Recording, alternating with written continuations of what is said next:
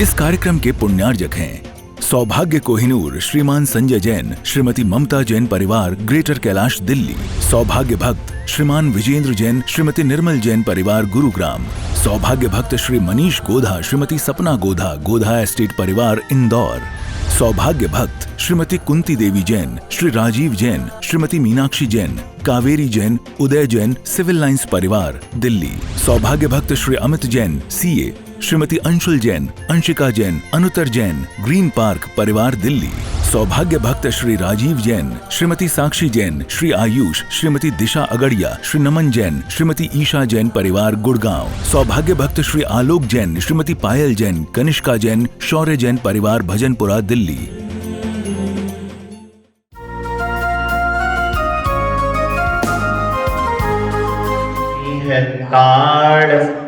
नमो सिद्धाणं नमो आयरीयाणं नमो वैछायाणं नमो लोई सप्पसाहुणम्।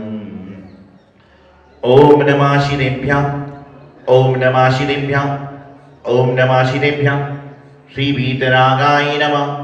ओम नमो अरहते भगवते श्रीमते श्री पारस्थितंकराय तौतस्वरूपाय सर्वज्ञाय स्वयंभुवे सिद्धाय बुद्धाय परमात्मने परम सुखाय मम मम हम हम सम सम तम तम मम मम जम जम छीम छीम राम राम। बोलिए ह्रीं ह्रीं द्रावय द्रावय। ओम नमो अरहते भगवते श्रीमते बुद्धाभिषेकं करोमि स्वाहा।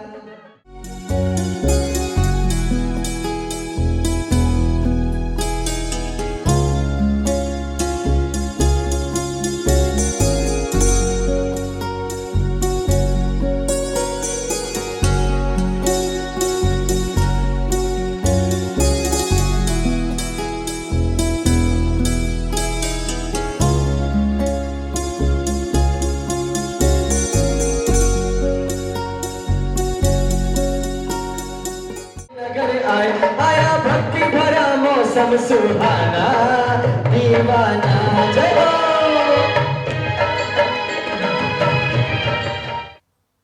अभी आज नवरात्रि के 9 दिवसीय महार्चना में आज 8वां दिन और 8वें दिन आप ठाट बाट से 64 रिद्धि महामंडल विधान को कर रहे हैं। 8वां दिन और आपका ठाट बाट और 64 रिद्धि महामंडल विधान। साथ ही साथ में एक शुभ संयोग बना कि देवादिदेव वह तीर्थंकर जिनके आने से हमारे तीर्थंकरों की संख्या 10 से चालू हो गई। कौन से नंबर के तीर्थंकर हैं शीतलनाथ भगवान? 10वें नंबर के। उनके पहले जो भी थे तीर्थंकर 9वें नंबर तक इकाई की संख्या में थे, और जैसे ही शीतलनाथ भगवान आए तो संख्या हो गई 10 में। 1 से 9 तक इकाई होती है और 10 तो शीतलनाथ भगवान का आज मोक्ष कल्याणक महोत्सव भी है। जीवन में मोक्ष कल्याणक महोत्सव, जीवन में संतों के दर्शन, जीवन में अन्य शारीरिक क्रियाएं एक साथ मिल जाएं तो बड़ा पुण्य होता है।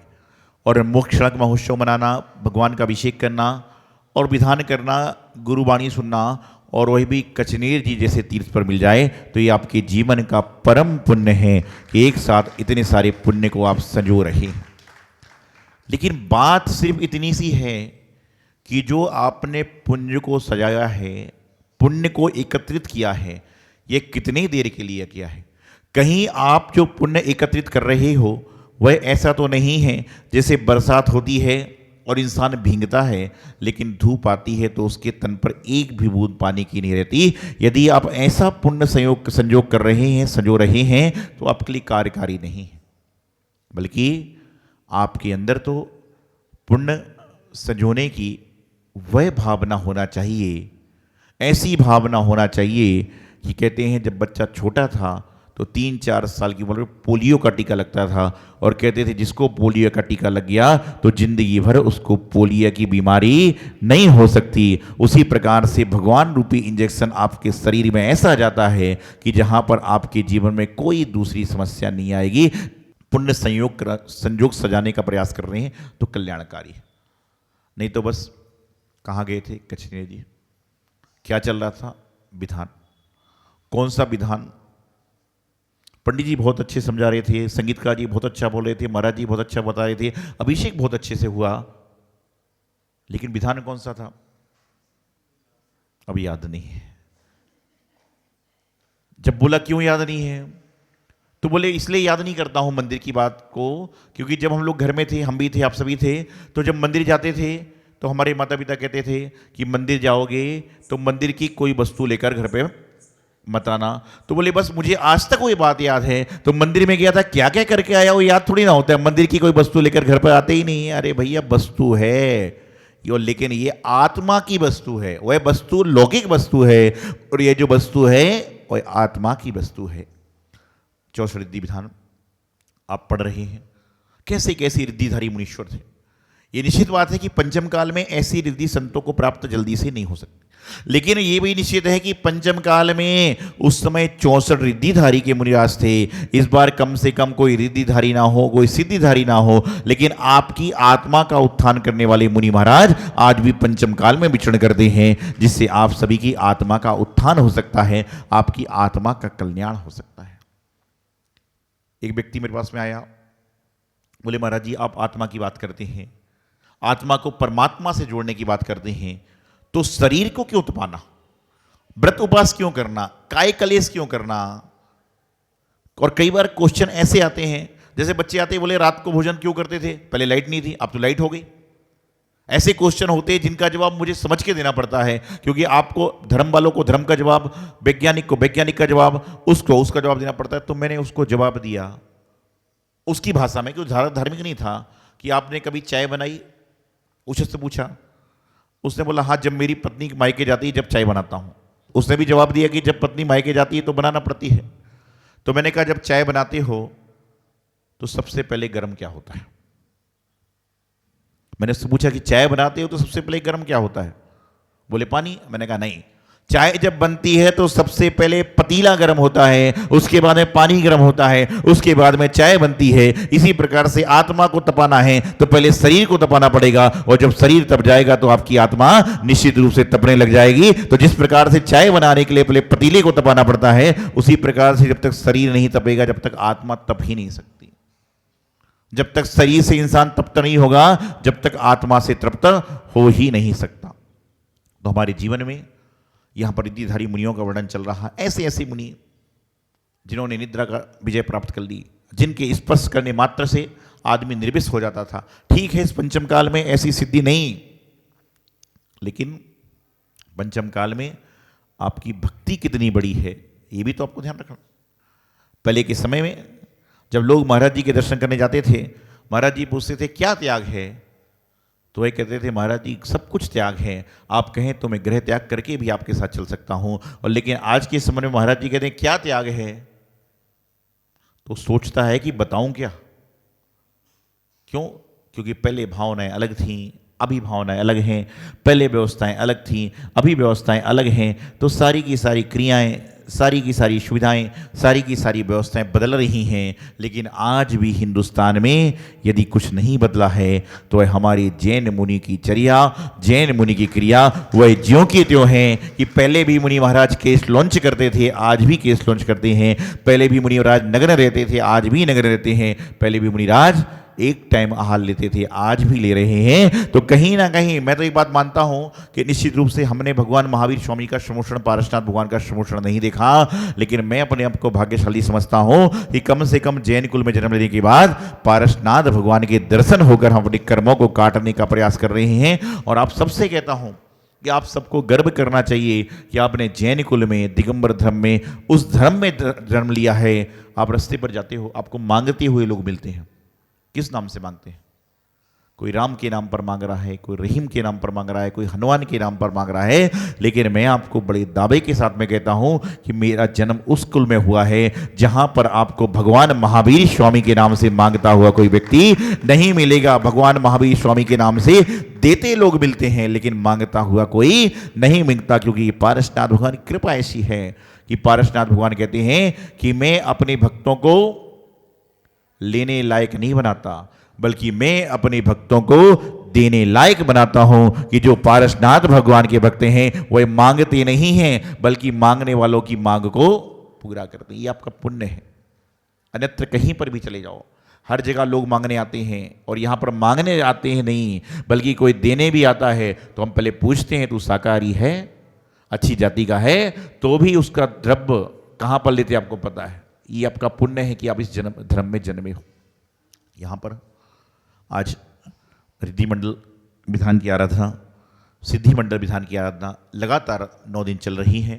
प्रत्येक दिन अलग अलग विधान की आराधना होती है, और उन सब विधान की आराधनाओं में आप सभी लोग सम्मिलित होकर अपना पुण्य का संचय करके अपने जो कर्म एकत्रित किए हैं उसको काटने का प्रयास करते हैं। लेकिन विचार इतना करना है कि कोई व्यक्ति पेड़ पर बैठता है, और पेड़ पर बैठने के बाद जिस टहनी पर बैठता है उसको यदि काटेगा तो क्या होगा? क्या होगा? यदि कोई व्यक्ति पेड़ पर बैठा है और कुल्हाड़ी से टहनी को काट रहा है तो क्या होगा? वह नीचे गिर जाएगा, और वो उसके हाथ पैर कट जाए तो कोई बड़ी बात नहीं है। लेकिन मैं आपको बताना चाहता हूं, समझाना चाहता हूं कि यदि कोई व्यक्ति पेड़ पर बैठकर लकड़ी को सिस्टम से काट रहा है तो उसको जो है प्राप्ति हो जाएगी लकड़ी की। उसी प्रकार से कर्म को काट रहे हो, लेकिन कर्म को काटते समय आप ऐसा कर रहे हो कि यदि आप अभिषेक करने आए हो लेकिन लोगों को धक्का मुक्की कराते अभिषेक कर रहे हो तो आपका कर्म कट नहीं रहा, बल्कि कर्म बढ़ रहा है। और यदि आप कहते हो भैया कोई बात नहीं, तू पहले कर ले, मैं बाद में कर लूंगा, तो आपका कर्म डबल कट रहा है। ध्यान रखना, भगवान कहते हैं कि मेरे पास में वह व्यक्ति ना आए जो कि अहंकार में है, बल्कि मेरे पास वह व्यक्ति आए जो प्रेम में है, क्योंकि जो प्रेम के साथ है वह प्रभु के पास है, और जो अहंकार के साथ है वह प्रभु से कोसों दूर है। तो प्रेम के साथ में आइए और प्रभु के पास में आइए। छोटी छोटी सी बातें हैं, जीवन को उतारने की बातें होती हैं। हम लोग न जाने कितने सालों से चावल चढ़ा रहे हैं मंदिर में, उधर चंदन बोल के चावल चढ़ा देते हैं, अर्घ चढ़ा देते हैं, सब कुछ कर लेते हैं। कई लोग मंदिर में भगवान की परिक्रमाएं लगाते हैं, 3, 9, 108, 54। कल एक बच्चा मुझसे आके पूछ रहा था, बोले महाराज जी रात को परिक्रमा क्यों नहीं लगा सकते मंदिर में? तो मैंने कहा ऐसा तो कुछ नहीं है। फिर उसने पूछा रात को क्यों नहीं लगा सकते? और रात की 8:30 बजे आया था, लगभग 8:15 बजे आया, उस समय के पहले आया था। तो मैंने उससे कहा अभी मंदिर में क्या करके आए? बोले परिक्रमा लगा कर आए। तो मैंने उससे सिर्फ इतना ही पूछा, उसके माता पिता से, कि मंदिर जी का महत्व ज्यादा होता है कि अतिशय क्षेत्र सिद्ध क्षेत्र का होता है? स्वाभाविक रूप से सिद्ध क्षेत्र होता है। हर अतिशय क्षेत्र में, हर सिद्ध क्षेत्र में आप संध्या काल में जाकर परिक्रमा लगा सकते हो, लेकिन मंदिर में क्यों नहीं? एक्चुअली आपकी मंदिर की व्यवस्था बन गई है, ऐसा कोई निषेध नहीं है। ये तो फिर यहां पर रात को लगा रहे तो पाप नहीं लगेगा, और मंदिर में लगाते हो तो पाप लगता है, फिर कैसे लगेगा? सोचने वाली बात है। कुछ चीजें आपको अपने मन से सोचने की आवश्यकता है। तो बात चली थी परिक्रमा की, कई लोग आते हैं मंदिर में परिक्रमा लगाते हैं, तो मैं बैठा रहता हूं, देखता हूं कोई कैसे लगाता है, कोई कैसे लगाता है, कोई कैसे लगाता है। 100 में से 80 लोग जब मंदिर में परिक्रमा लगाते हैं तो पीछे जाकर क्या करते हैं? पीछे जाकर क्या करते हैं बताइए? पीछे जब जाते हो आप लोग भी तो क्या करते हो? आप कुछ नहीं करते, लेकिन कुछ ना कोई करता तो होगा। हाँ, ऐसे करते हैं, ऐसा हाथ ऐसे लगाते हैं ना। तो एक बार मैं एक मंदिर में बैठा था, तो जो आया वो हाथ लगा के जा रहा है। मैंने एक दिन एक बाबा जी से पूछा, मैंने कहा बाबा जी आप मंदिर में वेदी के पीछे जाकर हाथ लगाते हो, परिक्रमा करते हो, इसका क्या कारण है? बोले महाराज जी ये गुरु मंत्र है, प्राइवेट मंत्र है। अब जब गुरु मंत्र बोल दिया तो फिर पूछने की बात खत्म हो जाती। लेकिन हमने कहा भाई यदि तुम्हारे को किसी गुरु ने बताया है तो हम तो आचार्य, हम तो परम गुरु, बताओ किसने बताया, क्या मंत्र है? उसने बड़ा सोच समझ कर जवाब दिया कि बोले महाराज जी सीधी सी बात है, मेरी उम्र 90 साल की है, मैं बिना सहारे के चलता हूं तो गिर पड़ता हूं, इसी कारण से बेदी के पीछे जाता हूं तो हाथ लगाकर सहारे से चलता हूं, और उस 90 साल के बुढ़े को देख के पूरा विश्व आज बेदी के पीछे हाथ लगाकर चल रहा है। वह तो अपने सहारे के लिए चलता है, क्यों कि सहारे से चलेगा तो गिरेगा नहीं। लेकिन आज क्या हो, पूरा हिंदुस्तान का आदमी बेदी की, और कई जगह तो कहते हैं महिलाओं को बेदी नहीं छूना चाहिए, लेकिन बेदी के पीछे हाथ लगा के चल रहे हैं। भैया क्या है ये? मैं ये नहीं कहता कि मत छूइए, मैं तो कहता हूं आपका पुण्य है तो आप छू सकते हो, वो अलग चीज है। लेकिन बता रहा हूं कि आजकल क्या, और हमको पता ही नहीं है, बस अर्घ चढ़ाना है, चढ़ाई जा रहे हैं, लेकिन किसका चढ़ रहे हैं ये पता ही नहीं है। परिक्रमा लगा रहे हैं, लगाए जा रहे हैं, लगाए जा रहे हैं, पता ही नहीं है। कई आदमी तो मंदिर परिक्रमा क्यों लगाते हैं, कई आदमी यहां पर जो सीढ़ी से वापस ऊपर नीचे क्यों होते हैं, बोले कुछ नहीं होगा तो कम से कम वजन तो कम होगा। कोई बात नहीं, वजन कम करने के कारण भी मंदिर में आ रहा है। आज वजन कम करके आ रहा है, अगले दिन पूरा वजन समाप्त हो जाएगा। तो भजन करने के लिए, मैं तो कहता हूं आज वजन कम करने आ रहा है और कल के दिन भजन करने के लिए भी आएगा तो भी जीवन का कल्याण हो जाएगा। तो आज 64 रिद्धि महामंडल विधान हो रहा है और आप 64 रिद्धि महामंडल विधान में अपने जीवन के पुण्य को संजोने का प्रयास करें और पुण्य को एकत्रित करने का प्रयास करें। जितना जितना आप जीवन में पुण्य को एकत्रित करोगे उतना उतना जीवन का कल्याण हो जाएगा। कर्म को काटिए, और कर्म आप काटने के लिए मंदिर में आ रहे हो, लेकिन यहाँ पे काटने की जगह यदि बढ़ा रहे हो तो अब काट तो रहे हो, लेकिन जैसे आदमी टहनी पर बैठा है और उसी टहनी को कुल्हाड़ी से काट रहा है तो आदमी ग्रस जाएगा, उसी प्रकार से कर्म काटने का प्रयास कर रहे हो लेकिन अच्छी तरह से नहीं, इसलिए आपको तकलीफ हो सकती है। तो जीवन का कल्याण करें, यही मोक्ष का मार्ग आचार्य गुरुवर सिद्धांत सागर जी महाराज की। सौभाग्य कोहिनूर श्रीमान संजय जैन, श्रीमती ममता जैन परिवार, ग्रेटर कैलाश दिल्ली। सौभाग्य भक्त श्रीमान विजेंद्र जैन, श्रीमती निर्मल जैन परिवार, गुरुग्राम। सौभाग्य भक्त श्री मनीष गोधा, श्रीमती सपना गोधा, गोधा एस्टेट परिवार, इंदौर। सौभाग्य भक्त श्रीमती कुंती देवी जैन, श्री राजीव जैन, श्रीमती मीनाक्षी जैन, कावेरी जैन, उदय जैन, सिविल लाइंस परिवार, दिल्ली। सौभाग्य भक्त Shri Amit Jain, CA, Shrimati Anshul Jain, Anshika Jain, Anuttar Jain, green park परिवार, दिल्ली। सौभाग्य भक्त श्री राजीव जैन, श्रीमती साक्षी जैन, श्री आयुष, श्रीमती दिशा अगड़िया, श्री नमन जैन, श्रीमती ईशा जैन परिवार, गुड़गांव। सौभाग्य भक्त श्री आलोक जैन, श्रीमती पायल जैन, कनिष्का जैन, शौर्य जैन परिवार, भजनपुरा, दिल्ली।